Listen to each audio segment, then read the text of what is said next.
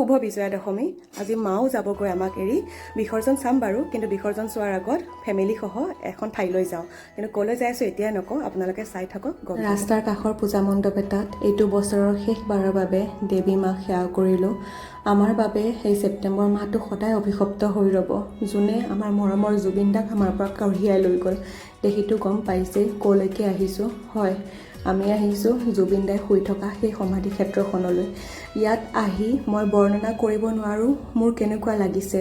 আপোনালোকে নিজে আহিলে ইয়াক অনুভৱ কৰিব পাৰিব এক গা শিয়ৰি উঠা পৰিৱেশ যিটো আৰু পৃথিৱীত দুনাই কেতিয়াও নহয় ইয়াত কোনো জাতি ধৰ্ম ইয়াত নাই ইয়াত আছে মাথো এজন মানুহৰ চাহ আৰু সেইজনে হৈছে আমাৰ সত্তা জুবিন দা এফালে নাম কীৰ্তন এফালে দুৱা আৰুনো কি ক'ম তেওঁ সঁচাকৈয়ে কৈ গৈছিলে ন যে মোৰ কোনো জাতি নাই মোৰ কোনো ধৰ্ম নাই এতিয়া কেৱল আমাক লাগে জুবিন দাৰ ন্যায়